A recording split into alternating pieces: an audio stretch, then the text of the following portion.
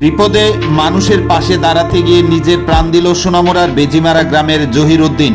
বন্যা কবলে দুর্গত মানুষকে ত্রাণ বিতরণের সময় নাম না জানা বিষাক্ত পোকার কামড়ে আহত হয় সে।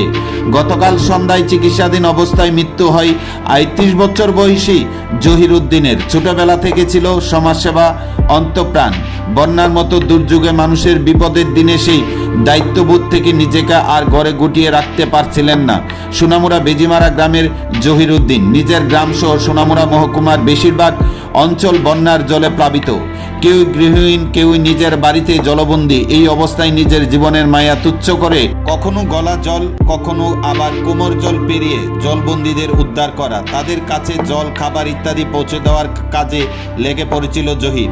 সেই কাজ করতে গিয়ে জলের ভেতরে লুকিয়ে থাকা বিষাক্ত কোনো পোকা কামড় দেয় পরোপকারী সেই যুবকটিকে। স্থানীয় হাসপাতাল সোনামুড়া মহকুমা হাসপাতাল হয়ে জীবী পরবর্তী সময়ে রাজ্যের একটি বেসরকারি হাসপাতালে জহিরকে ভর্তি করানো হলেও শেষ রক্ষা হয়নি। গতকাল সেখানে চিকিৎসাধীন অবস্থায় মৃত্যু হয়।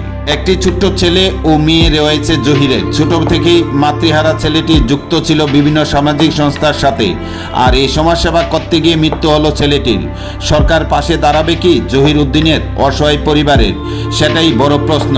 সোমবার বিকেল 4:30 হাজারো লোকের উপস্থিতিতে কবরস্থ করা হয় পরোপকারী জহির উদ্দিনকে। গোটা এলাকায় নেমে আসে শোকের ছায়া।